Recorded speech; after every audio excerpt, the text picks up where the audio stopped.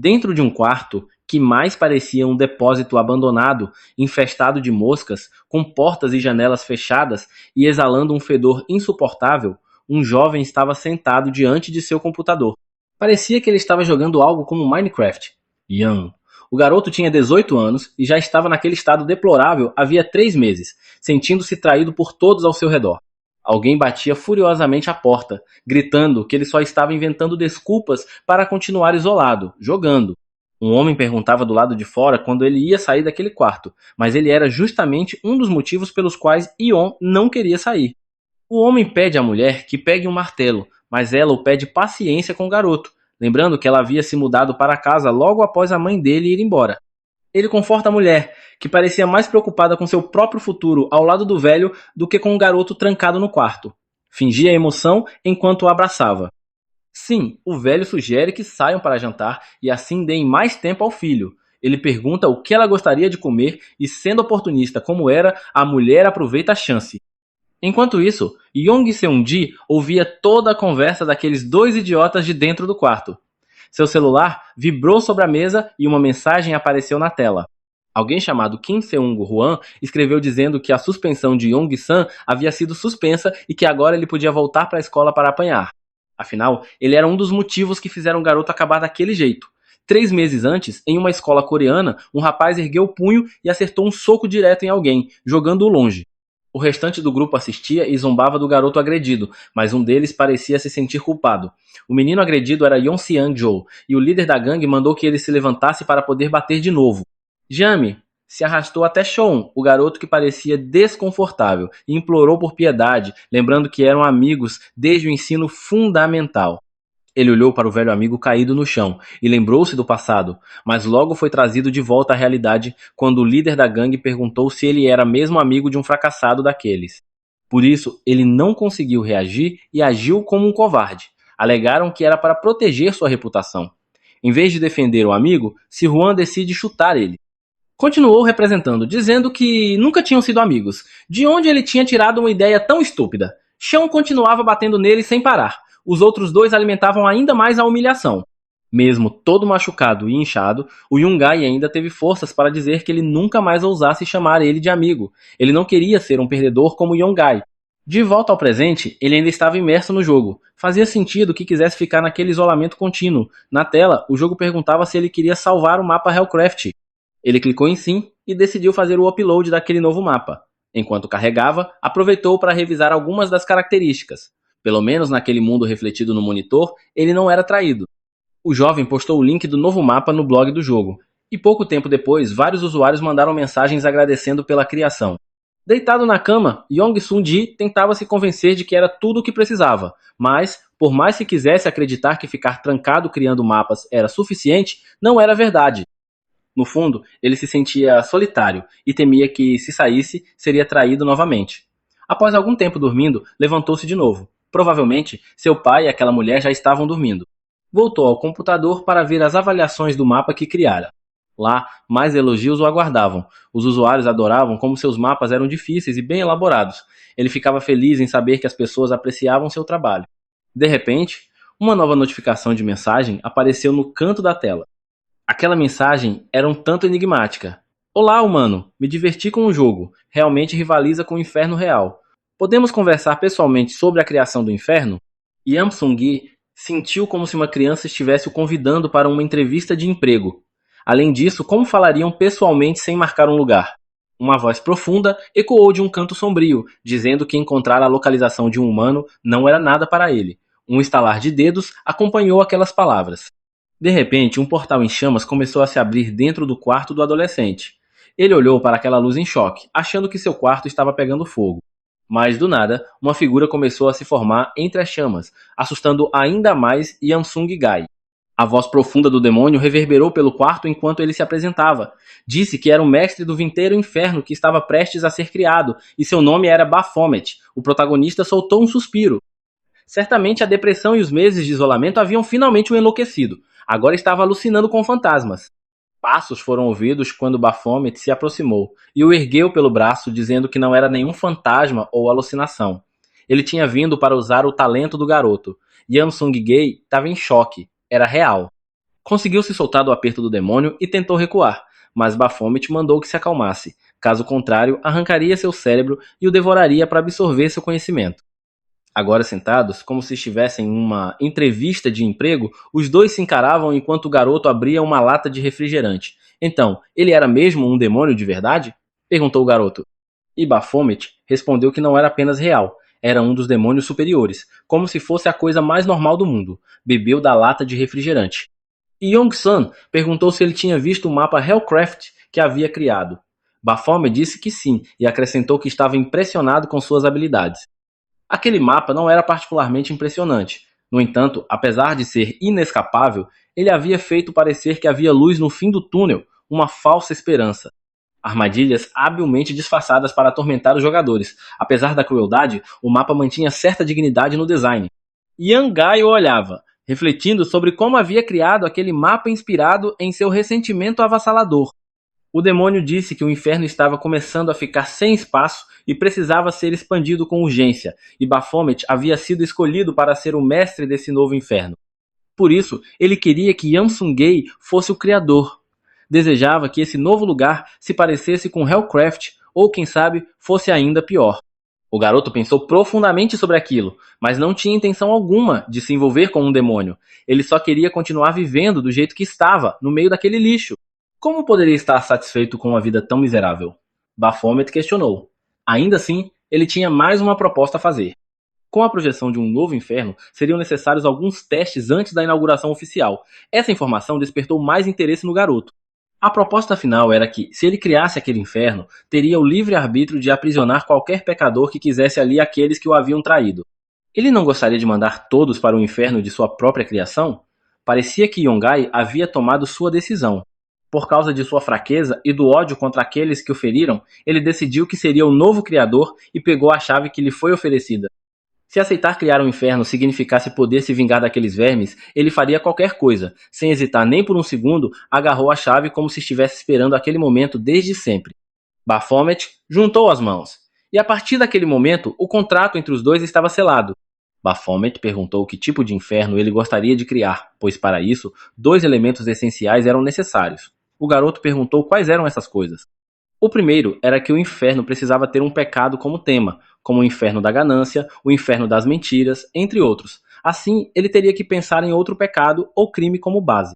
Como ganância e mentira já existiam, ele precisaria escolher um tema principal que estivesse diretamente ligado às pessoas que desejava punir. A segunda regra era que o inferno precisava ter uma arquitetura inescapável. O propósito do inferno era torturar os pecadores para sempre. Portanto, se as almas conseguissem escapar, esse inferno desapareceria e seu criador enfrentaria a morte. Em outras palavras, se houvesse qualquer falha no inferno criado por Yangei, Baphomet seria responsabilizado, mas ele não parecia preocupado. Disse que, se algo desse errado e ele acabasse morrendo, garantiria que a alma do garoto fosse destruída antes. Yangai engoliu em seco por um instante. Quando chegou a hora de conversar, Baphomet estalou os dedos e tudo ao redor começou a mudar. As nuvens ficaram vermelhas. Raios de tempestade preencheram o céu da cidade. Um dos relâmpagos atingiu a casa do jovem e afetou seu computador. Aos poucos, o jogo em sua tela começou a mudar de design. Como ele usava o jogo para programar o novo local, os subordinados do demônio o construiriam em tempo real. Parecia que tudo no computador de Yong-san estava completamente conectado ao inferno. Era hora de aquele humano mostrar do que era capaz.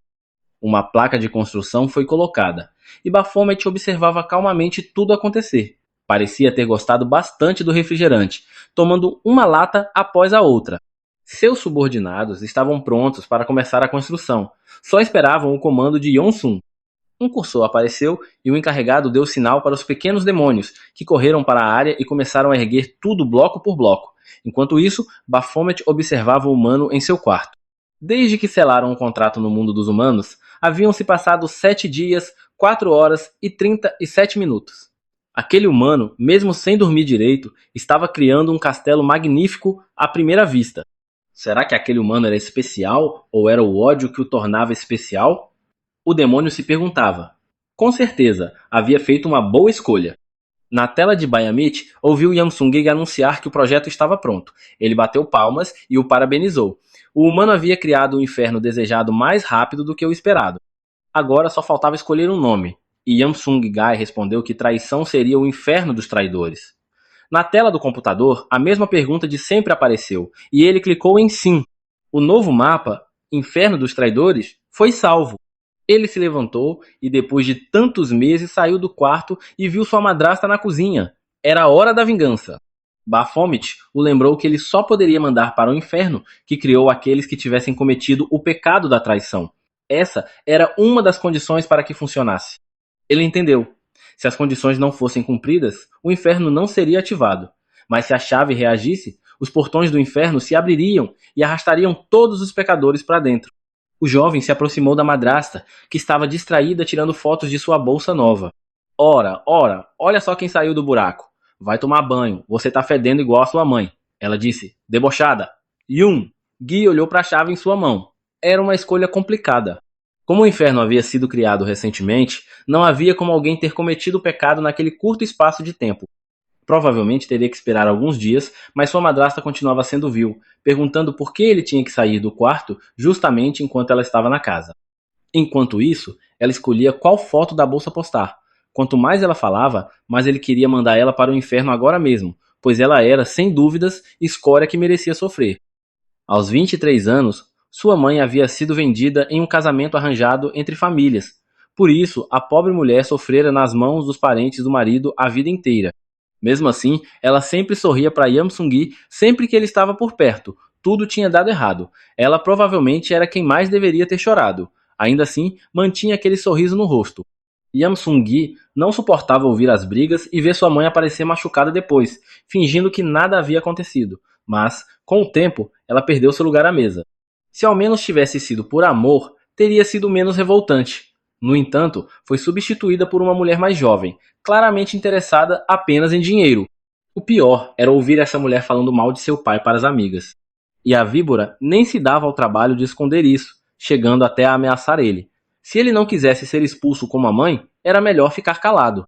Ela não passava de um parasita que queria se aproveitar dos outros para se mimar, mesmo que isso significasse destruir uma família. E um gay continuou ali parado, enquanto ela ficava cada vez mais irritada. Então ele criou coragem e perguntou quanto ela aceitaria para deixar seu pai. A mulher o encarou, confusa com a pergunta repentina. Ele disse que não precisava fingir com ele. Era óbvio que ela só estava com seu pai por causa do dinheiro. A madrasta se sentiu ofendida com aquilo. Quem aquele moleque achava que era? Mas então ele fez uma proposta inesperada. Os 100 milhões de won que seu pai havia guardado para a faculdade, e ele sabia exatamente onde o caderno de investimentos estava. No total, isso chegava a quase 1 bilhão de won. Os olhos dela brilharam de ganância ao ouvir isso. Se não acreditasse, ele poderia mostrar. Ainda desconfiada, a madrasta levantou-se e o seguiu, observando enquanto ele abria o cofre. Até então, ela só pensava em conseguir alguns itens de luxo, talvez até uma propriedade em seu nome. Mas se o que Yengei dizia fosse verdade, ela estaria feita pelo resto da vida. Ele terminou de abrir o cofre, e lá estavam barras de ouro, livros de investimentos e uma boa quantia em dinheiro. Para convencer ela, ele pegou uma parte e disse que com aquele dinheiro ela poderia viver no exterior, se quisesse. Mas algo incomodava a mulher. Por que ele estava fazendo isso do nada? Baphomet apareceu, divertido com a cena. Parecia que mesmo uma mulher como ela ainda tinha um pouco de intuição. O que fariam agora para que ela aceitasse? Bem, era a hora do espetáculo. Sem muito esforço, o Yungai começou a chorar, dizendo que só queria que sua mãe voltasse. Se aquela mulher fosse embora, talvez sua mãe retornasse. Até o demônio ficou surpreso com a atuação do garoto. Ele realmente jogou pesado. Agiu como uma criança e foi como tirar doce de um bebê. A mulher pegou sua bolsa e começou a encher com dinheiro. Como esperado, caiu direitinho na armadilha como um pato inocente. Com isso, o pecado de traição contra seu pai estava completo. Ela pediu as senhas dos cartões e do banco, mas ele disse que isso não seria necessário, não no inferno para onde ela estava prestes a ir. A mulher se virou para olhar ele, confusa, e a chave começou a brilhar. Yun. Gui a inseriu e girou. Relâmpagos se espalharam pelo cômodo e uma porta apareceu. Um clique sinistro ecoou e a porta se abriu.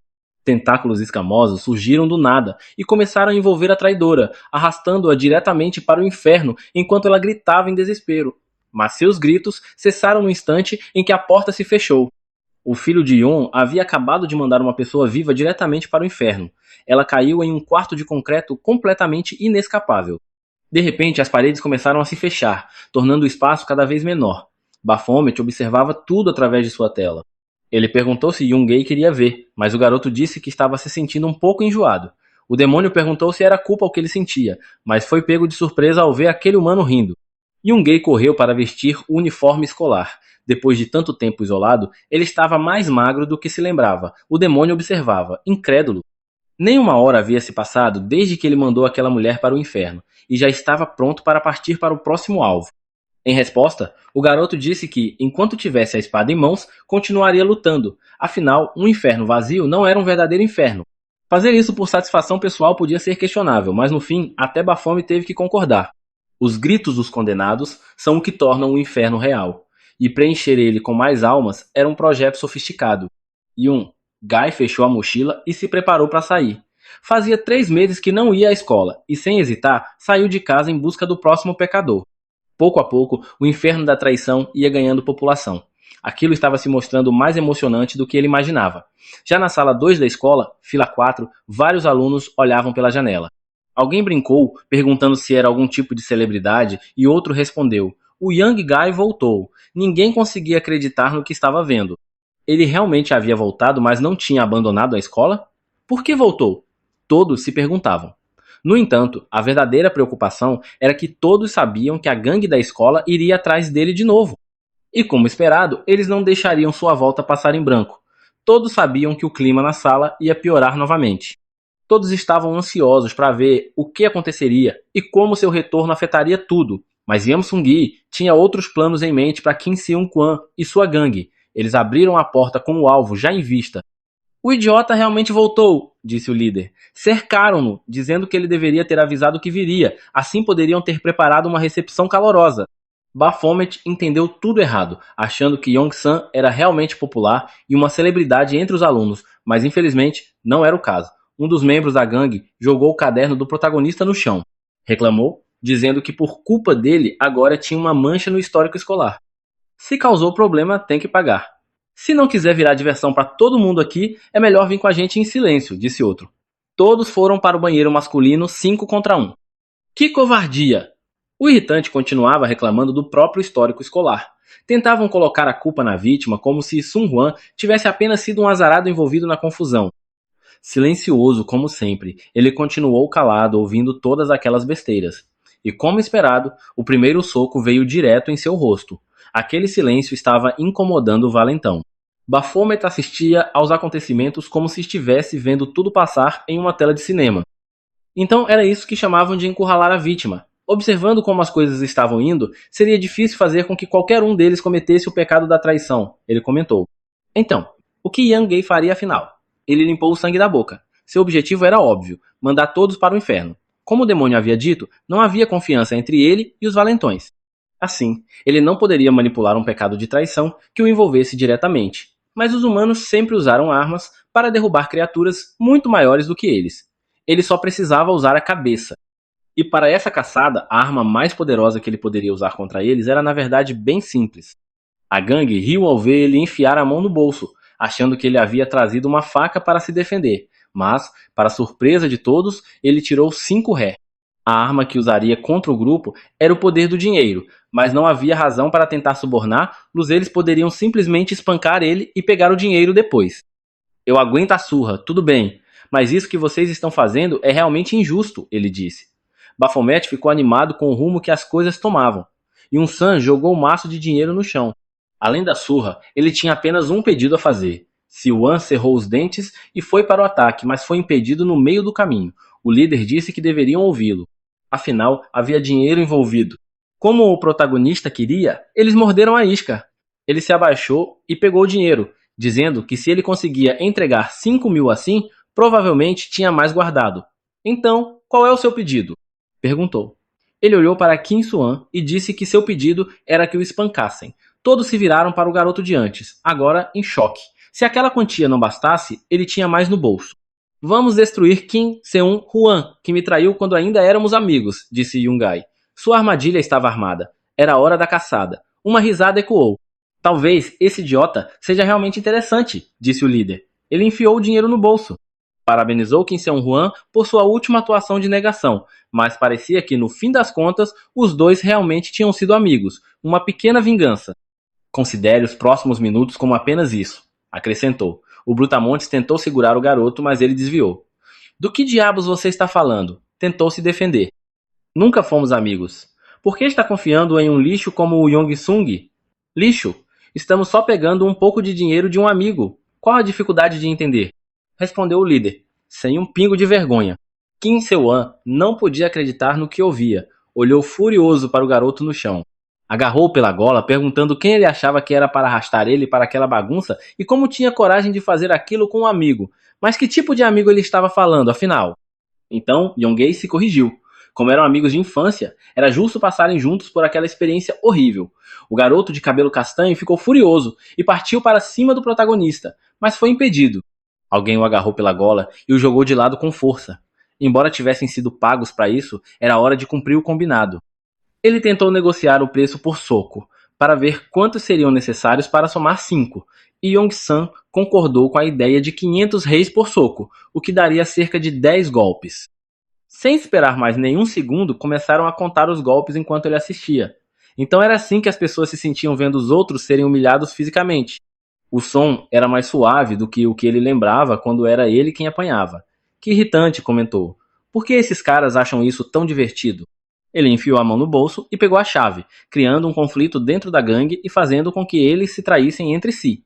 Era uma jogada bem diferente do que fez com sua madrasta, observou Baphomet. O humano se preparou para abrir o portal e chamou a atenção da gangue. Era como se tivessem sido picados. Todos se viraram ao mesmo tempo para olhar para Yang-sung morrer. Perguntaram o que ele estava fazendo e o protagonista simplesmente respondeu que era hora de ver o quão corajosos realmente eram. Ele inseriu a chave e o portal começou a se formar. Ele se virou e a porta de ferro se abriu. Os tentáculos apareceram novamente, agarrando-os um por um, e todos foram puxados para dentro. Um deles ainda tentou resistir, mas Yong Seung não mostraria misericórdia. O líder era conhecido pelos outros alunos como um demônio. Cenas do que haviam feito com ele passaram por sua mente. Cada humilhação, cada soco, cada momento de tormento psicológico. Agora, aquele lixo com certeza se sentiria em casa.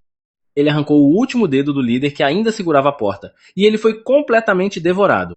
O único que restava era Kim Seung-wan, que tremia como um chihuahua. Young-hae virou-se para encarar seu antigo amigo. Baphomet observava os dois garotos, intrigado.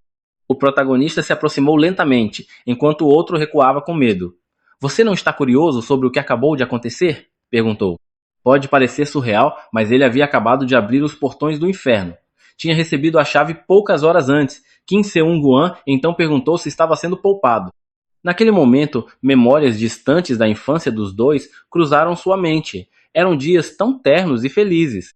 Ele voltou à realidade, sem saber o que o outro pensava dele agora, mas apesar de tudo, ainda o considerava um amigo. Então, aquilo que ele levou antes já foi o suficiente. Kim Se-hwan disse que talvez o outro não acreditasse, mas ele também tinha medo daqueles caras. Ouvir aquilo foi um alívio. Talvez eles pudessem reconstruir, aos poucos, a amizade que tiveram um dia. O protagonista estava indo embora, mas deixou cair a chave no chão. Ao ver ela, Kim Seung-wan se lembrou do que seu amigo havia dito e do que aquela chave podia fazer. Sem pensar duas vezes, correu e pegou a chave.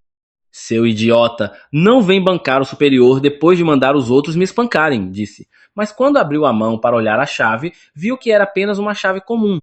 Yamang Gai havia deliberadamente deixado cair a chave de seu quarto. A verdadeira ainda estava em sua mão. Ele havia realmente perdido sua chance de redenção, e mais um pecador fora arrastado para o inferno da traição. Baphomet aplaudiu. Aquilo sim tinha sido um espetáculo cheio de reviravoltas até o último segundo. Mas ele comentou que o último evento não tinha sido exatamente uma armadilha, e sim um teste. Ele realmente quis dar uma chance ao velho amigo. Aquele que o havia traído agora havia chegado ao fundo do poço. Embora no inferno não existisse um fundo propriamente dito, todos sofriam do mesmo jeito. Ainda assim, quando as coisas começavam a parecer entediantes outra vez, era hora de tornar o inferno um pouco mais caótico.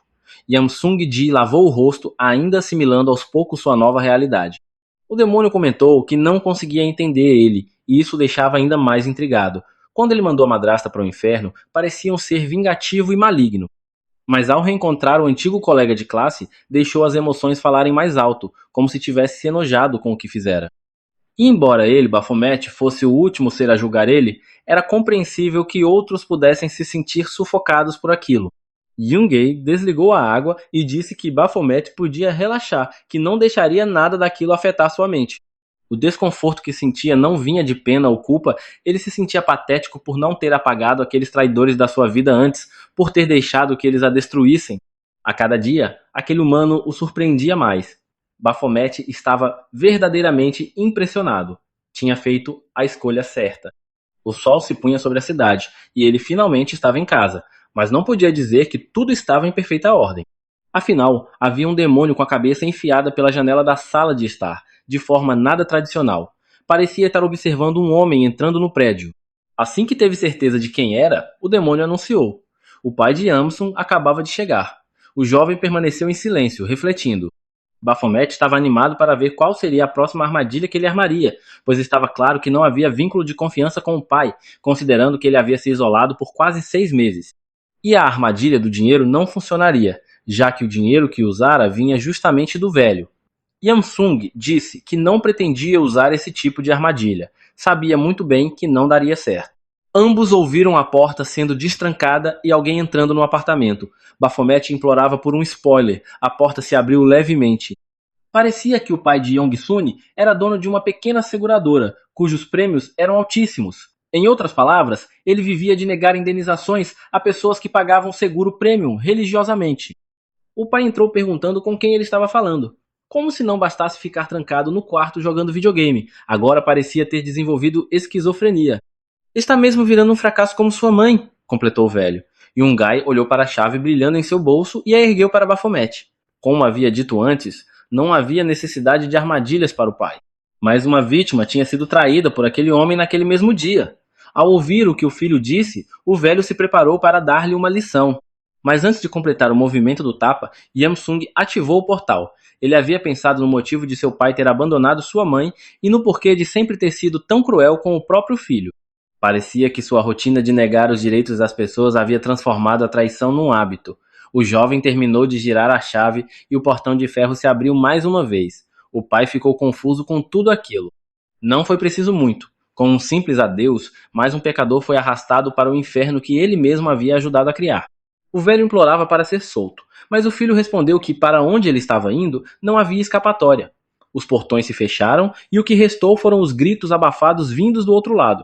Baphomet observava a prisão, para onde o homem fora enviado. Mas, tirando os sons que vinham da tela, o silêncio reinava no cômodo. Yungay se levantou e caminhou até uma moldura que havia caído da estante. Era uma antiga foto de família. O demônio perguntou se sua vingança estava completa e quais eram seus próximos planos. Estava ansioso. A vingança de fato havia terminado e, para surpresa de todos, ele disse que agora era hora de se entregar à polícia. Já na delegacia, contou aos policiais tudo o que havia feito, com Baphomet o acompanhando. De repente, um portal se abriu e um de seus subordinados apareceu. Parecia que Lúcifer queria falar com ele. Provavelmente para discutir o novo inferno que acabara de ser criado. Ele se levantou e abriu o portal para poder falar com o chefe. O castelo do Rei do Inferno surgiu, e um conselho formado por 11 demônios aguardava por Baphomet. As portas se abriram e ele entrou no grande salão.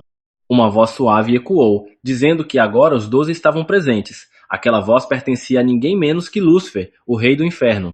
Lúcifer estava sentado em seu trono, observando a chegada do mestre do 20º inferno. Baphomet olhou ao redor da sala, intrigado por ver todos os 12 demônios reunidos, considerando que normalmente não se suportavam. Lúcifer pediu que ele se sentasse. Ele caminhou até sua cadeira, mas antes de se sentar, pediu uma explicação, já que havia sido o último a chegar. Sem paciência alguma, o rei ordenou que ele se sentasse.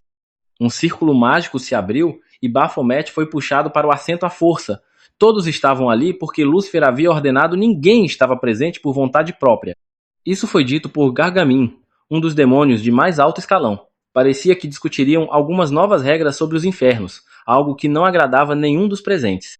O rei disse que havia dado a cada um deles a oportunidade de criar seu próprio inferno, mas, como em qualquer contrato, em momento algum havia prometido que cada um seria dono do inferno que criasse. Ou seja, nunca garantiu que o inferno criado por eles seria um inferno oficial. Uma mulher chamada Lisanne entrou na conversa e disse que os infernos que criaram seriam então de responsabilidade deles, mas não seriam reconhecidos oficialmente. Exatamente, confirmou Lúcifer. E o mais interessante de tudo era que nenhum deles havia criado seus infernos sozinho. Todos contrataram um humano de interesse para ajudar na criação. Baphomet achava que os outros demônios não teriam tido o mesmo discernimento que ele, mas na verdade aquilo fazia todo sentido. No fim das contas, o inferno mais grandioso já criado era o inferno da descrença, planejado por Dante, um humano. Um olho estranho começou a se mover, como se quisesse falar. Era Sadius, outro demônio de alta patente, e ele queria saber o que o mestre Lúcifer tinha em mente. A resposta foi direta. Ele escolheria o melhor inferno para se tornar parte do inferno oficial e os demais seriam exterminados. Todos ficaram chocados ao ouvir aquilo, e o pior se confirmou: Lúcifer queria que uma batalha ocorresse entre os criadores dos infernos. De volta à delegacia, Yungai agora estava na sala de interrogatório. Ele havia ido até lá para confundir a investigação e denunciado o desaparecimento de seu pai e da madrasta, mas nem tudo saiu como esperava. Havia um relatório sobre o desaparecimento de um grupo de valentões. Pais desesperados imploravam para que seus filhos fossem encontrados. No total, 6 pessoas haviam desaparecido no mesmo bairro, num único dia, e ele era o único elo entre todos os casos. Então, por que ele não tinha sido mais cauteloso desde o início? Por que fez tudo de uma só vez, em apenas 1 ou 2 dias? A explicação era simples, porque não havia como condenarem. A única ligação era entre ele e os desaparecidos, mas não existia uma única alma viva que tivesse o visto abrir os portões do inferno. Tampouco havia evidências físicas, nem armas, nem corpos. Sempre há ligações entre desaparecidos, mas a lei não é simples o bastante para condenar alguém só por isso. Yamsungei sorriu. Provavelmente seria solto em breve. Um investigador júnior disse ao superior que, apesar de tudo o que tentaram, não havia nenhuma prova concreta contra o garoto. O que fariam? Um amador, como ele não teria sido capaz de esconder todas as evidências, sem deixar um único rastro. Diante disso, o chefe de polícia, detetive Park Sang-sik, concluiu que a única opção era libertar ele. Mas antes, queria uma última conversa com o garoto e pediu que desligassem o microfone da sala. Ele entrou e se desculpou por tudo aquilo ter acontecido logo após o desaparecimento dos pais do rapaz. Park Sang-sik lançou uma isca, dizendo que não estavam fazendo aquilo por vontade própria e que acreditava que o menino não havia matado ninguém. Yan Sung-geg ficou em silêncio. De fato, ele não tinha matado ninguém, apenas os enviara para o inferno. Ficou surpreso ao ouvir a própria voz, pois tinha certeza de que só havia pensado aquilo, não falado. Mas à sua frente, o detetive segurava uma chave estranha, idêntica à sua. Park Sang-sik perguntou se ele estava surpreso. Ao que tudo indicava, Yangai não era o único humano escolhido por um comandante do inferno. O garoto estava em choque, era a última coisa que esperava. O detetive também disse estar surpreso, mas não imaginava que a confissão viria tão facilmente. Ele se aproximou de Yong-sun-ji, enquanto o jovem mergulhava em pensamentos conflitantes. A intuição daquele homem parecia realmente afiada, e Yun não sabia se ele havia se aproximado por saber de algo ou apenas deu um palpite certeiro. Mas deixando isso de lado, uma coisa era certa. Ao encarar ele, Yun pensou que, se fosse necessário, o mandaria para o inferno como os outros. Manipular um pecado de traição contra aquele detetive não parecia tão difícil assim. De repente, ambos foram interrompidos por um portal que se abriu. Baphomet apareceu no meio do interrogatório. Do outro lado da sala, outro portal se abriu e Gargamel fez sua entrada. Yoongi ficou chocado ao ver mais um demônio. Parece que nos encontramos de novo, disse Gargamel.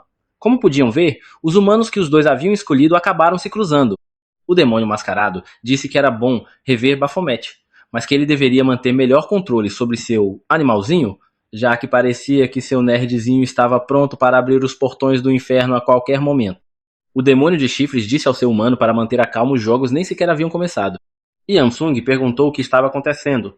Não esperava que houvesse outros humanos como ele. Baphomet respondeu que também não sabia, mas parecia que os outros demônios também estavam usando humanos para criar seus próprios infernos, e apenas um dos 12 infernos criados sairia vencedor. Portanto, o jogo da morte estava prestes a começar. Gargamel disse ao detetive que libertasse o garoto por enquanto, pois, se fosse solto, ele poderia enfrentar outros oponentes e diminuir o número de concorrentes.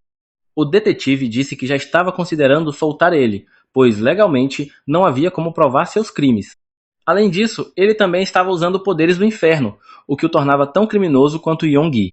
Baphomet acrescentou que eles eram humanos, afinal, e isso os tornava úteis. Mas Gargamel tinha razão. Se começassem a usar seus poderes cedo demais, seria difícil sobreviver até o fim do jogo. Bem, se permitissem, Baphomet ainda tinha muito a explicar ao seu humano. O detetive abriu a porta e os dois saíram juntos. Yun-gai parecia indignado ao descobrir que existiam outros humanos como ele. Ainda na sala, o homem que segurava a chave disse a Park Sang-sik que não precisava se preocupar. O inferno dele era muito melhor que o dos outros dois. Por ora, bastava usar os outros como bode expiatório e derrotá-los quando fosse conveniente. Park Sang-sik disse que faria o que fosse preciso para sobreviver até o fim, porque só assim uma sociedade justa seria formada. Já era noite quando Yeon Sang-gi chegou em casa. Ele desabou na cama, abalado pelo fato de que o cara não só havia descoberto seu poder, mas também era um criador de infernos. O jovem gritou que poderia ter sido preso, ou pior ainda, enviado para o inferno. Baphomet mandou ele parar com o drama, já que foi o próprio humano quem escolheu se entregar para a polícia. Yeon Sang-gi tentou jogar a culpa para cima de Baphomet, acusando-o de não avisar sobre outros humanos como ele. Mas antes que pudesse continuar reclamando, o demônio o agarrou pelo rosto e o jogou contra a parede. Yeon Sang-gi era melhor tomar cuidado com o que dizia. Ele não estava lidando com qualquer um, mas sim com um demônio superior que poderia roubar sua alma num piscar de olhos. O garoto engoliu em seco, e Baphomet o soltou. O demônio também estava furioso, porque não sabia que Lúcifer havia ordenado que os outros demônios criassem seus próprios infernos, muito menos que ele diria para todos os 12 lutarem entre si para decidir qual era o melhor. Sua raiva com a decisão de Lúcifer era mais do que óbvia. Yeon Sang-gi perguntou sobre o jogo da morte, tentando confirmar se o objetivo era simplesmente sobreviver até o final. E Baphomet perguntou se o humano realmente achava que era capaz disso. Mas antes, o jovem precisava aprender as regras do jogo e o que havia acontecido enquanto ele estava sendo interrogado na delegacia. O demônio concordou com ele e disse que iria mostrar. Ele levantou 2 dedos diante dos olhos de Yeon Sang-gi, fazendo-o xingar de dor. Infelizmente, esse método de mostrar era melhor do que explicar. Tudo ficou escuro e então uma luz apareceu. A imagem de um homem começou a se formar em sua visão, e do nada Lúcifer estava na sua frente. Yeon Sang-gi podia ver tudo acontecendo em detalhes, como se estivesse ali naquele momento. Alguém levantou a mão e disse que a sede de guerra de Lúcifer era uma ótima ideia. Esse homem era Lan, a águia flamejante. Mas para se prepararem, continuou ele, precisavam conhecer as regras do jogo. Lúcifer pareceu pensar sobre isso. O que ele realmente queria era que os humanos escolhidos lutassem entre si e se enviassem para o inferno. Vocês não sabem qual é o pecado ligado ao inferno de cada um, assim como seus humanos também não sabem. Manipulem seus escolhidos e façam com que armem armadilhas para mandar seus oponentes para cá. Em outras palavras, seria um jogo de pega-pega onde ninguém sabe quem são seus inimigos e o último a sobreviver é o vencedor, explicou Lam. Lúcifer concordou com o que aquele demônio havia dito. Assim, eles poderiam ver qual dos infernos era realmente universal e quão único poderia ser um inferno criado por um humano. Lam levantou a mão novamente e perguntou se havia outras regras além dessa, e o rei disse que eles não poderiam usar seus próprios poderes demoníacos para ajudar os humanos. Qualquer outro método era permitido, desde que fossem os próprios humanos que enviassem uns aos outros para o inferno. A visão se desfez e ele voltou à realidade. Agora ele entendia por que o jogo se chamava Jogo da Morte, porque não havia escolha. Mesmo que ele não fosse o caçador, alguém acabaria indo atrás dele eventualmente. Baphomet concordou, dizendo que essa regra também se aplicava a ele. Afinal, os demônios estão ligados aos seus próprios infernos por contrato, o que significa que, junto com os humanos, todos os demônios deixariam de existir, exceto um. Era realmente muita informação para processar, mas, na verdade, Yeon Sang-gi não se importava nem um pouco com a vida de Baphomet. Mesmo que ele acabasse no inferno de outra pessoa, ele encararia isso como o karma voltando para ele. Havia apenas uma preocupação em sua mente, e ele decidiu perguntar a Baphomet o que aconteceria com as pessoas presas em seu inferno se ele acabasse aprisionado no inferno de um de seus oponentes. Bem, essa resposta era simples. Elas também desapareceriam, então não havia uma saída fácil. Yeon Sang-gi tinha que dar o seu melhor porque não queria que aqueles desgraçados que estavam presos tivessem uma morte tranquila. Baphomet estremeceu com essas palavras. O jovem que ele havia escolhido era insano. Ele não queria sobreviver para se salvar, mas para garantir que seus pecadores continuassem sofrendo. Garantir o sofrimento eterno era a essência do inferno. Não havia como deixar o que ele havia criado desmoronar assim. Certo ou errado, Baphomet estava feliz por ter um humano como ele ao seu lado. Talvez se tornar o mestre de um novo inferno não fosse um sonho tão distante afinal. O demônio estendeu a mão e disse que o reconhecia como seu parceiro, e os dois se cumprimentaram. Mas de longe, parecia que alguém realmente os observava. Satyas e seu humano, Reu-Min-che, estavam em cima de um prédio observando-os à distância. Parecia que os jogos estavam realmente prestes a começar. Yeom Sang-gi escreveu as regras em uma folha de papel. Resumindo, havia 4 regras. Regra 1. A vitória é decidida quando um criador aprisiona o outro. Regra 2. Os demônios podem ajudar, mas sem usar seus poderes. Regra 3. Qualquer método pode ser utilizado. E regra 4. O processo continua até restar apenas um vencedor. A menos que Lúcifer mudasse de ideia e acrescentasse mais regras, essas eram as condições. Então veio a primeira pergunta. Até que ponto os demônios poderiam ajudar? Além do poder autoritário, que outras habilidades eles tinham? Perguntou Yeom Sang-gi. Bem, o poder autoritário era o poder que Lúcifer havia dado a cada um deles, como a habilidade de se mover por portais, o fogo do inferno que podiam emitir de seus corpos e o poder de comandar demônios inferiores. Mas além desse poder autoritário, cada demônio tinha uma habilidade única, aquela com a qual nasceu. Yeom Sang-gi ficou curioso com isso e perguntou qual era a habilidade inata de Baphomet. Ele respondeu que sua habilidade era detectar a morte. Desde criança, ele sempre foi capaz de sentir aqueles que estavam próximos da morte e guiá-los para o inferno. Intrigado, o garoto perguntou se ele poderia explicar com mais detalhes como essa habilidade funcionava. De repente, a campainha tocou. Yeom Sang-gi não estava esperando ninguém. Ele atendeu o interfone e viu que uma garota estava em sua porta. Ela disse que tinha algo para mostrar a ele. Sem entender muito bem o que aquilo significava, ele respondeu que sim, e do nada, ela começou a desabotoar a blusa. Pego de surpresa, Yeom Sang-gi perguntou o que ela estava fazendo e disse para ela ir embora antes que ele chamasse a polícia, então desligou o interfone. Baphomet colocou a cabeça para fora do quarto e, de repente, um miasma começou a preencher o ambiente. Aquilo era a essência da morte, exatamente como ele havia mencionado antes. Aquela mulher no interfone tinha vindo tentar tirar a vida de Yeom Sang-gi. O garoto ficou surpreso ao ouvir isso, mas logo seu cérebro começou a funcionar. Ele era recluso e não tinha feito nada que justificasse um estranho vir matá-lo, então só havia uma resposta. Aquela mulher definitivamente também era uma criadora do inferno. Reu-Min-che tirou a chave brilhante do bolso. A reação de Yeom Sang-gi tinha sido suficiente para que o pecado da luxúria fosse ativado. Ela colocou a chave de volta no bolso e agora tudo o que precisava fazer era arrombar a porta e invadir a casa para mandar seu oponente para o inferno. Por precaução, a garota confirmou com seu demônio e Satyas apenas assentiu com a cabeça. As habilidades de observação dele realmente eram impressionantes. Ele tinha encontrado uma criadora mais rápido do que ela esperava, e já que ele não tinha saído, tudo o que ela precisava fazer era entrar, e tudo estaria acabado.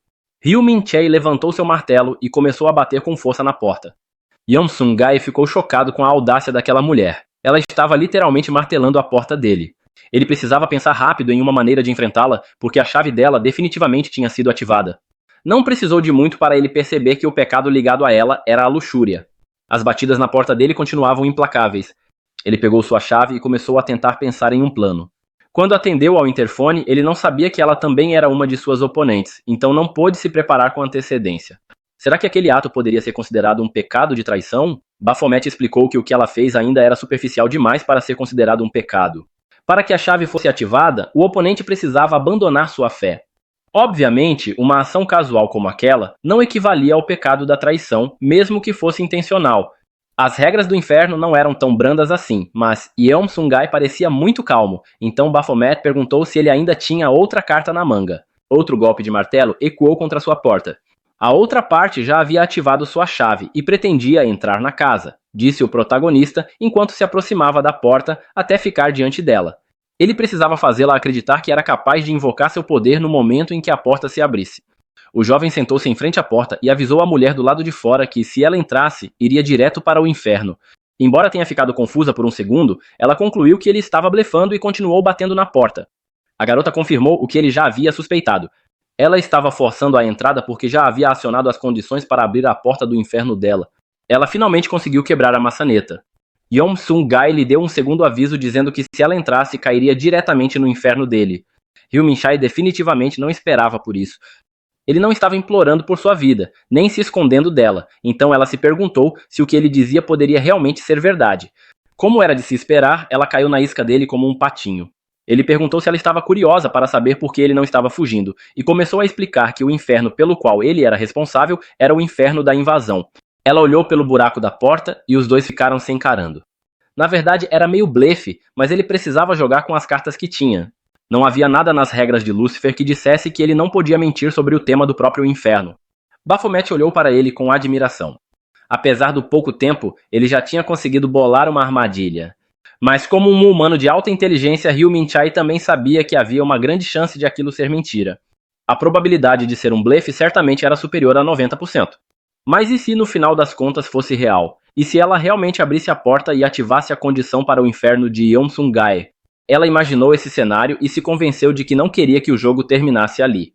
Um momento de silêncio se seguiu enquanto ela considerava todos os possíveis desfechos.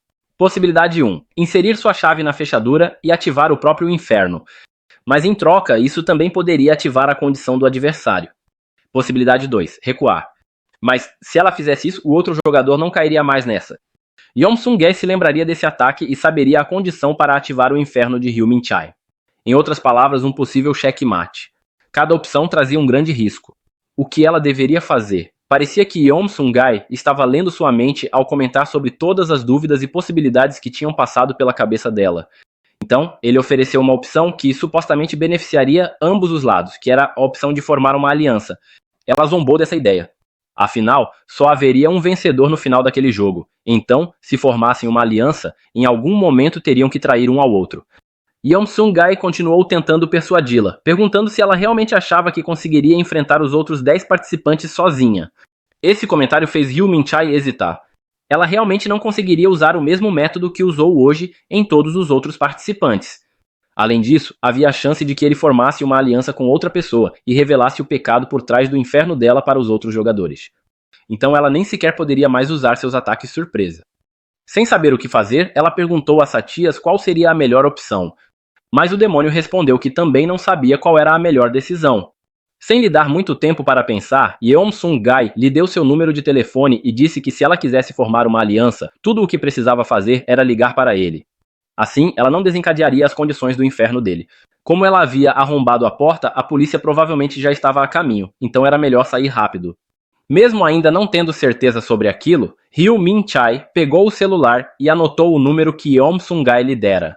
Parece que as coisas não saíram como ela queria. Aparentemente, seus oponentes realmente estavam no mesmo nível de inteligência que ela. Ele aguentou até ela sair e então deixou de fingir.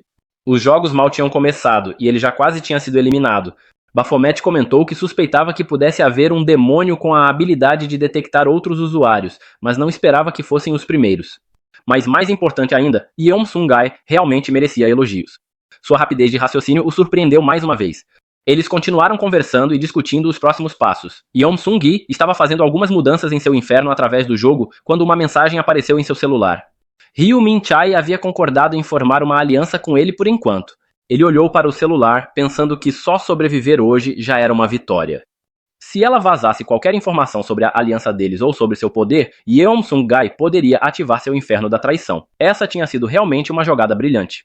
Enquanto isso, na delegacia, o detetive Park Sang-sik estava conferindo alguns arquivos confidenciais. Ele parecia profundamente concentrado em sua pesquisa, procurando por outros criadores como ele mesmo. Gargaman perguntou se ele estava usando seu poder para isso. Não seria uma ideia tão ruim, mas o número de pessoas desaparecidas era alto demais, então mesmo que ele quisesse usar seu poder, era mais complicado do que esperava. Alguém pareceu entrar em seu escritório e perguntou se ele já estava prestes a sair. O detetive questionou o que seu assistente estava fazendo ali àquela hora, e o jovem respondeu que só estava fazendo uma pequena reposição. O jovem abriu a gaveta para guardar sua bolsa e aproveitou para mencionar que mais cedo eles haviam recebido um relatório de uma tentativa de invasão na casa de Yeom-sung-gae. Parece que algum estudante maluco tentou invadir a casa dele. Quando a polícia chegou ao local, a vítima estava bem e a garota já tinha ido embora. Finalmente, ele tinha uma pista. Ele tinha certeza de que a garota que foi atrás de Yeom-sung-gae também era uma criadora do inferno. Quem diria que aquele nerd estava se saindo tão bem? Ele pediu para puxarem as imagens das câmeras para descobrir quem era a garota que atacou a propriedade. Além das imagens, o detetive tinha mais um pedido. Ele queria que seu subordinado ficasse de olho nos movimentos do garoto durante a semana. Mas enquanto os jogadores que já conheciam as identidades uns dos outros analisavam uns aos outros, em outra parte da cidade, ocorreu a primeira eliminação. Um velho estava ajoelhado, enquanto um homem bem vestido estava de pé à sua frente. Parecia que o homem em pé era o jogador de Jam. O velho implorou ao jovem para poupá-lo e reclamou com seu demônio, dizendo que não era do tipo que cometia pecados. Mas o homem bem vestido se aproximou do velho, dizendo que às vezes a própria existência de alguém já é um pecado. O fato de o velho estar consumindo oxigênio com sua vida inútil era algo que aquele homem simplesmente não podia tolerar. Mesmo enquanto implorava por misericórdia, os portões do inferno se abriram e sua alma foi sugada para dentro. Seu demônio começou a desaparecer, dizendo que dessa vez Jam tinha dado sorte. Mas antes que pudesse dizer mais alguma coisa, o humano pisou no demônio rosa e o chamou de incompetente. Jam pediu para ele parar. Gostando ou não, aquele demônio debaixo do seu pé era das altas patentes do inferno. Mas, sem demonstrar nenhum medo, o homem se virou para ele e disse que se não quisesse que aquilo acontecesse, era melhor fazer o trabalho direito. O demônio meio águia olhou incrédulo, se perguntando se tinha ouvido aquilo direito mesmo. Mas o humano voltou atrás nas palavras, dizendo que estava só brincando, afinal eles eram parceiros. Bem, agora restavam apenas 10 participantes. Se conseguissem capturá-los todos, sua utopia finalmente seria criada. Já tinham se passado 3 dias desde o incidente com Fabiana, e Yeon Sung-gae aproveitou esse tempo para descansar como se estivesse de férias do trabalho. Baphomet o observava, tentando entender qual era a estratégia do humano. 3 dias atrás, não só eles sobreviveram a 2 concorrentes, como também formaram uma aliança. E ainda assim, surpreendentemente, nada havia sido feito desde então. Se eles queriam ser os vencedores, não deveriam estar agindo? Yeon Sung-gae disse que entendia sua frustração. Ele também não era do tipo que ficava sentado esperando, então também estava se sentindo inquieto. O demônio então perguntou por que o humano parecia tão tranquilo. Bem, antes de tudo, um jogo como esse era progressivo. No final, geralmente não havia tempo para descansar ou sequer reunir informações. Em outras palavras, uma vez que o jogo realmente começasse, os dois definitivamente não conseguiriam dormir, sempre sendo caçadores ou caçados. Em segundo lugar, se ele começasse a perder a paciência, alguém inevitavelmente cometeria um erro. Afinal, sempre havia idiotas que preferiam ganhar a batalha em vez da guerra. Por isso, ele queria começar a caçada apenas quando um jogador agressivo caísse em uma de suas armadilhas. Seu telefone começou a tocar, parece que era a Hyo Min-cha ligando. Ao telefone, ela reclamou que já fazia 3 dias desde que formaram a aliança e ele não tinha entrado em contato nenhuma vez. Ele respondeu que estava estrategicamente não fazendo nada, esperando que alguém cometesse o pecado da invasão. Ela suspirou frustrada e comentou que, enquanto ele estava sumido, um incidente já havia acontecido. Aparentemente, algo interessante tinha sido postado no Streamyard, e ele precisava ver. Hyo Min-cha enviou o link para que Yeon Sung-gae também pudesse assistir ao vídeo.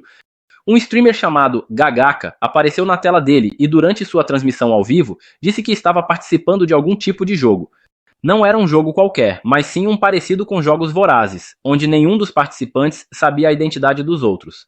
E como a estratégia de todo mundo parecia ser a mesma, se esconder até que alguém tomasse a primeira iniciativa, o jogo não estava nada empolgante. Sendo uma pessoa entusiasmada, ele esperava que esse jogo mortal fosse repleto de mais gritos e perseguições, então decidiu revelar sua identidade primeiro. Assim, o início finalmente seria desencadeado, e os participantes poderiam escolher entre roubar sua chave ou caçar outros jogadores que o tivessem como alvo. Então ele convidou todo mundo para ir à sua casa naquela mesma noite, à meia-noite, deixando a localização exata nos comentários. Baphomet e Yeon Sung-gae encararam o celular, sem acreditar no que acabavam de ver. Assim como eles estavam esperando, era hora de dar o primeiro passo. Claro, em um evento como aquele, eles poderiam identificar outros jogadores, e seria uma ótima oportunidade para reduzir o número de participantes. Parece que as férias tinham acabado. Em um café no centro da cidade, Yeon Sung-gae estava esperando por Hyo Min-cha. Ela, claro, chegou reclamando da aparência dele e perguntou se ele tinha escolhido um lugar tão movimentado só para impedi-la de atacá-lo. Em resposta, ele disse que tinha saído de casa para encontrá-la, então era ele quem estava em desvantagem, já que não podia ativar o pecado da invasão. Ela se sentou e foi direto ao ponto, perguntando o que eles iam fazer sobre o convite daquele streamer. Além das pessoas comuns, outros criadores como eles provavelmente também tinham visto o vídeo. Possivelmente 1 ou 2 jogadores com certeza iriam aparecer. Então, qual seria a melhor estratégia? Yeon Sung-gae pensou no que fazer. Ele não queria que ela descobrisse a verdadeira condição de ativação do seu pecado. Ele decidiu dizer que iria. Mesmo que seu pecado não fosse muito eficaz, ainda seria uma boa oportunidade para descobrir a identidade de outros jogadores. Na verdade, essa não era uma má ideia. Eles só precisavam verificar o local assim que o endereço fosse postado nos comentários. Mas antes que pudessem continuar, algo inesperado aconteceu. O detetive Park Sang-sik chegou ao café junto com seu demônio, Gargaman. Yeon Sung-gae se perguntou por que ele tinha aparecido ali e Hyo Min-cha se virou, ficando cara a cara com outro jogador.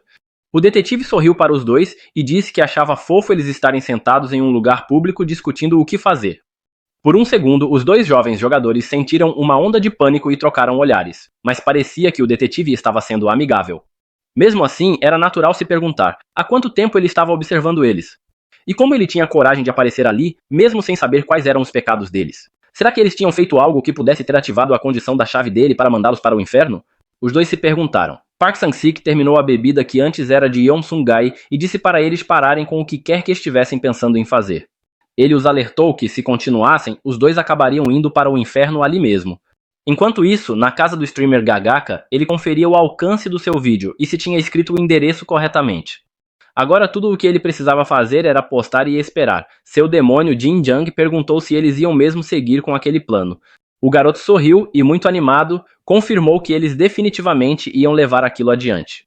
Afinal, ele já tinha colocado as câmeras em seus devidos lugares. Além disso, a habilidade de Jin Jang não servia para muita coisa além daquilo. E assim, o primeiro grande evento naquele jogo de morte foi colocado em movimento e a preparação da estratégia de Gagaka estava completa. No café, os três permaneceram sentados imóveis.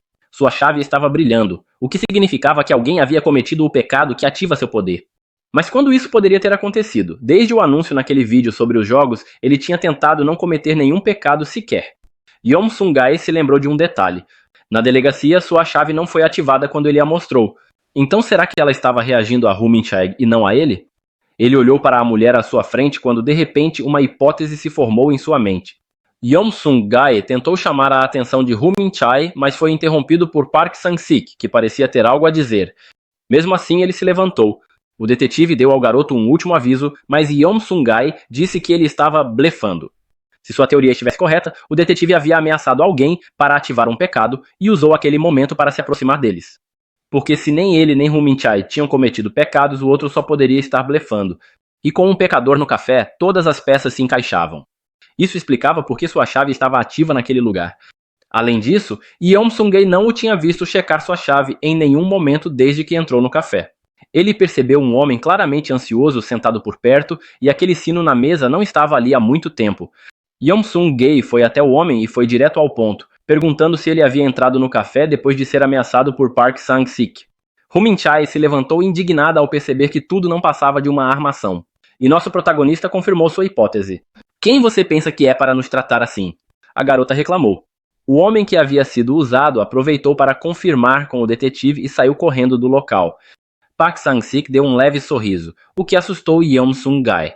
O detetive disse que o garoto realmente tinha crescido. Ou talvez, da última vez que se encontraram, ele estivesse tão abalado que deixou algo escapar. O que será que aquele cara está planejando? Mas então ele se levantou e disse a eles que tudo aquilo tinha sido um teste, afinal, ele não queria se aliar a dois idiotas. Mesmo assim, Yeon Sung-gae não deixou passar e continuou desconfiado dele. Mas, em um tom amigável, ele pediu para os dois jovens se sentarem novamente e ouvirem sua proposta.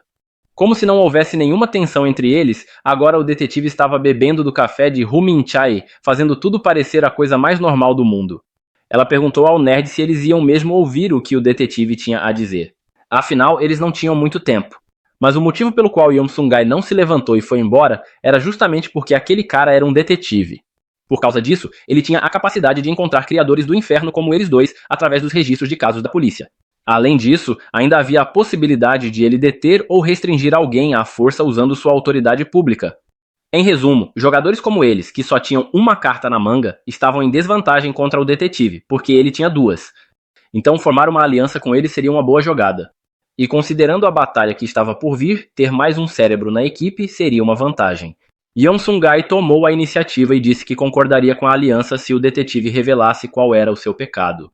Bem, pedir o pecado dele assim não era algo que ele pudesse simplesmente entregar de bandeja.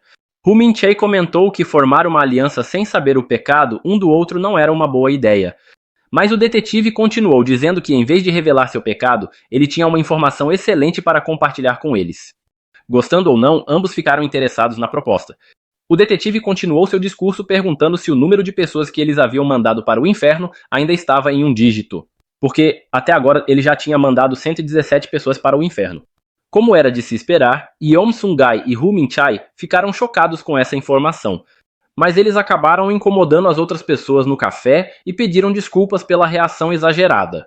Então, por ter mandado tantas pessoas para o inferno, ele conseguiu reunir algumas informações sobre como a ativação da chave funciona, como por quanto tempo a chave permanece ativa, quão longe a pessoa pode estar e até quantas pessoas podem ser enviadas de uma vez. E quanto mais pessoas ele capturava, mais informações ele conseguia reunir. Portanto, a proposta era que ele compartilharia essas informações com os dois em troca de formarem uma aliança durante a batalha que aconteceria naquela noite. Obviamente, os dois acabam aceitando a proposta e saem dali. Gargamian reaparece, questionando se Park Sang-sik não teria entregado informações demais em troca de uma aliança, considerando o quanto ele trabalhou para consegui-las. Mas ele diz que o demônio não deveria se preocupar porque o caderno que ele emprestou para eles tinha alguns números importantes trocados. E se algum dia eles o traíssem, Park Sang-sik seria capaz de devorar os dois de uma vez só. À noite, em um parque no meio da cidade, Yeon Sung-gae e Woo Min-chae aguardam o anúncio da localização de Gagaka, faltando 3 horas e 20 minutos para o lançamento oficial.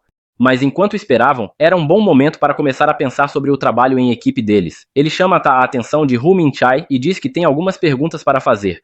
Sobre a habilidade da chave dela, será que ela poderia usá-la agora? Porque se eles identificassem a localização de Gagaka primeiro, poderiam ganhar alguma vantagem antes que os outros participantes chegassem. Em resposta, Woo Min-chae pega um graveto e começa a desenhar no chão. Enquanto explica, ela diz que a habilidade do seu demônio é localizar o demônio mais próximo deles. Ou seja, ela só poderia rastrear o demônio do jogador mais próximo dentro de um certo alcance. Então, naquela noite, ela tinha ido até ele porque ele era o jogador mais próximo dentro do raio de sua habilidade. Ele pergunta com que frequência ela pode ativar seu poder e ela responde que é a cada 12 horas por 5 minutos. Como ela sabia que ele ficaria em casa o tempo todo, provavelmente usou sua habilidade a cada 12 horas enquanto se movia pela cidade, muito provavelmente desde o dia em que se conheceram. Ela não fez contato com nenhum outro jogador por precaução, devido à briga que tiveram. Então, Yeon Sung-gae conclui que havia mais pessoas que ela rastreou, mas não contou para ele.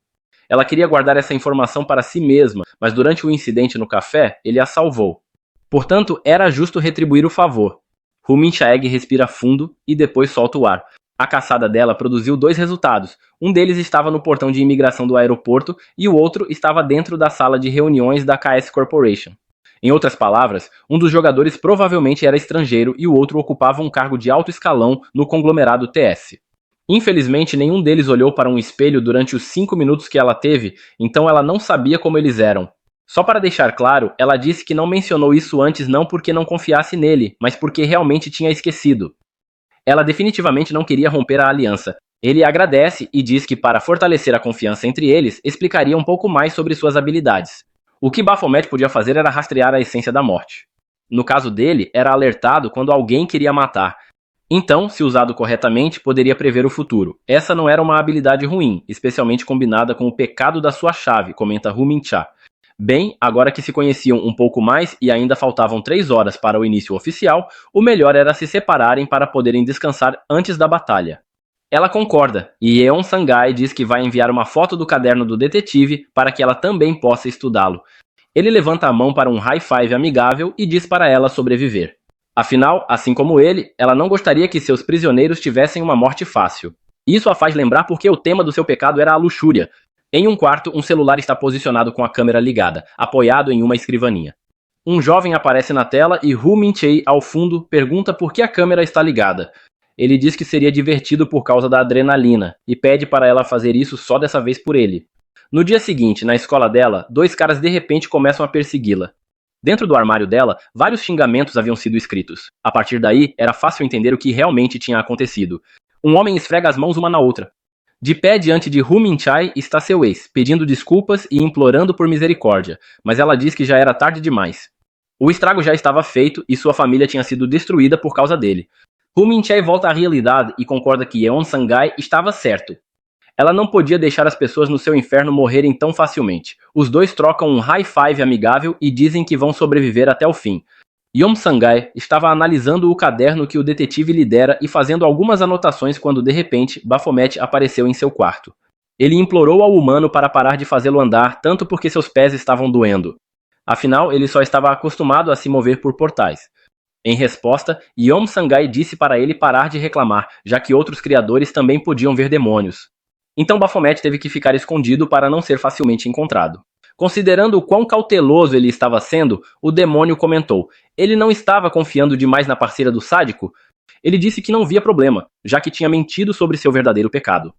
Além disso, ele precisava do poder dela para a batalha. Definitivamente seria uma questão de números, e outros demônios provavelmente também tinham formado alianças. Em algum lugar da cidade, Lan e outros 2 demônios estavam andando por aí, o que provava que a teoria de Yeon Sung-gae estava certa. Esses três eram Lan Banfiar e Gordon Kilias. No entanto, a aliança entre eles era diferente do time de Yeom Sang-gai, Humin Chai e Park Sang-sik. Yunin Han era claramente o líder dos três e tratava os outros dois, além de Yun-hai e Jeon Jong-cheol, como seus subordinados. Ele parecia estar constantemente atualizando o feed de vídeo da Gagaka. E finalmente o endereço foi postado. Yunin Han chamou Jeon Jong-cheol, jogou uma chave em suas mãos e ordenou que ele os levasse de carro até o local. Ele também disse à garota, que estava ajoelhada, que ela seria a primeira a entrar no lugar para onde Gagaka os havia enviado. E Yun-hai perguntou por que ela tinha que ir primeiro. Mas antes que ela pudesse continuar falando, ele mostrou a chave brilhante e disse que era porque ela era incompetente e que a vida dela pertencia a ele. Ela claramente ficou desconfortável com essa ameaça. Era horrível ter que obedecer às ordens de um desgraçado como ele. Jeon Jong-cheol perguntou se eles estariam livres depois de completar a tarefa e Yunin Han respondeu que os libertaria a qualquer momento, desde que se tornassem pessoas úteis, então não precisavam se preocupar. Assim, todos os participantes agora estavam indo em direção ao lugar que Gagaka havia indicado, que comecem os jogos. A cidade parecia tranquila à noite, sem um movimento de pessoas passando pelas ruas como durante o dia. O grupo de Yeom Sang-gai agora estava reunido perto de um estacionamento. Eles estavam discutindo as informações escritas no caderno que o detetive havia lhes dado. Parecia que eles só podiam arrastar até 5 pessoas de cada vez para o inferno. Quando o portão do inferno se fecha, ele tem um tempo de recarga de 1 minuto antes de poder ser aberto novamente. A distância máxima entre o portão e o pecador é de 10 metros. Mesmo que o alvo esteja visível, se não estiver dentro do alcance, não será arrastado. Humin Chai comentou que havia esquecido um detalhe.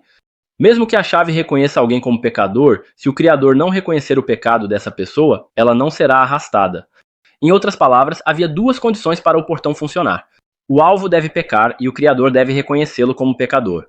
Parecia que eles haviam estudado a fundo, então o primeiro objetivo da equipe era localizar e identificar os outros jogadores. Segundo, reunir pistas sobre os pecados dos outros. E terceiro, todos os 3 precisavam sobreviver. Não importava a vontade de reduzir o número de jogadores, eles tinham que sair vivos. Humin Chai perguntou sobre não correr riscos para eliminar jogadores. Mas Park Sang-sik respondeu que não havia recompensa por arrastar outros jogadores para o inferno, então não valia a pena o risco. No entanto, se surgisse alguma oportunidade de eliminar alguém, fariam tudo o que estivesse ao alcance. Ele entregou 2 walkie-talkies para a dupla mais jovem. Assim, eles poderiam se comunicar melhor e avisar uns aos outros caso avistassem outro usuário. Em frente a um hotel de luxo, um carro parou. Yunin Han estava tentando observar os movimentos do inimigo usando binóculos. Será que eles realmente precisavam ser os primeiros a entrar? Eles nem sabiam de onde o ataque poderia vir. Era melhor esperar até que outros participantes aparecessem e deixá-los correr os primeiros riscos. O chefe já estava ficando irritado com toda aquela reclamação. Eles tinham ido até lá para tentar reduzir o número de jogadores o máximo possível. E como os dois já sabiam, Yunin Han já tinha mandado outro jogador para o inferno. Uma coisa que ele aprendeu com isso foi que quando você manda um criador para o inferno, ganha uma habilidade extra. Os dois o olharam incrédulos. Se isso fosse verdade, conseguir uma habilidade extra logo no início seria uma grande vantagem. Quanto mais cartas você reunir, melhores serão suas chances no jogo. Logo, esses 2 subordinados chegaram à conclusão de que, se conseguissem eliminar outro jogador, poderiam então se livrar de Yunin Han ou pelo menos subir ao mesmo nível que ele. Como era de se esperar, os 2 caíram na armadilha dele feito 2 patetas desavisados. Se realmente existisse tal recompensa, o próprio organizador do jogo teria anunciado. Ele se lembra do momento de sua última batalha, logo depois que o demônio desapareceu. Ele perguntou a Lan se ele tinha recebido algum tipo de bônus por isso. Lam respondeu que não tinha sido informado de nenhuma nova regra nem sentiu qualquer mudança. Nesse caso, não havia necessidade de matar outros jogadores com as próprias mãos. Eles precisavam repensar a estratégia. E era bem simples. Ele usaria aqueles 2 jogadores como isca para serem derrubados pela nova pessoa que havia surgido. E assim ele poderia reunir informações sobre o pecado do inferno do adversário. Com isso, ele poderia transformar aquele novo jogador em seu escravo e repetir o processo até o final do jogo. E no final, matar seu último escravo para se tornar o vencedor final. Ele dá uma pequena tossida para tentar manter a expressão sob controle, então continua seu discurso, dizendo que tudo o que estava fazendo era para tornar seus aliados mais fortes. Agora eles só precisavam prender as câmeras nas roupas e partir para a batalha. Enquanto isso, Gagaka estava assistindo às imagens de segurança que havia instalado em pontos estratégicos. De repente, 2 sombras se formam na janela dele. Ela se abre e uma mulher entra, perguntando se o gatinho estava esperando que ela tocasse a campainha antes de entrar. Parecia que ela tinha usado algum tipo de corda de escalada para fazer aquela entrada. A chave dela estava brilhando, o que significava que eles podiam atacar. E Yun-hee levanta a chave e exige que os portões do inferno da vaidade sejam abertos. Vários morcegos começam a aparecer ao redor dela. Estava na hora daquele pirralho enfrentar seu julgamento. Um morcego gigante se posiciona